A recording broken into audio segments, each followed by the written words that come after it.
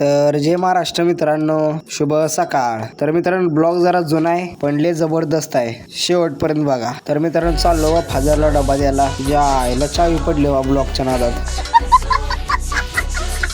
चावी उचलली बघा, लावली गाडीला, गाडी केली चालू बघा। मग चाललो बघा गॅरेजच्या दिशेने। तर मित्रांनो तुम्हाला सांगायचं विसरलो बघा, ही गाडी काय आपली नाही पण आपलीच समजा, कारण ही गाडी दिली आपल्या मालकानं बघा कामावर नाही जायसाठी। तेवढं म्हणतात बघा, आलो गॅरेजला, दिला डबा फादरला, डबा देऊन चाललो बघा घरी। मग घरी जाताना बघा भेटला शुभम चव्हाण, आपल्या शाळेतला जुना मित्र बघा।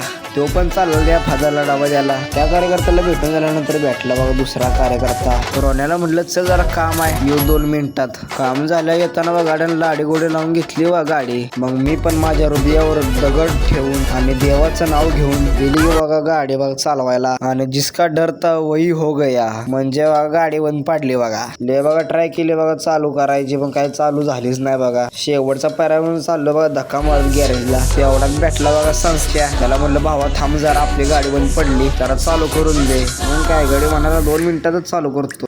मग काय गाड्याने केली बा गाडी चालू। थँक्यू बाबा, थँक्यू दिले बा भावानं गाडी चालू करून बघा। मग तो चालला त्या मार्गानं। मग अशा रीतीने आपला आजचा ब्लॉग इथं समाप्त होतोय। तर मित्रांनो भेटूया पुढच्या व्हिडिओ मध्ये, जाता तर लाईक आणि फॉलो करून जावा। जय महाराष्ट्र मित्रांनो।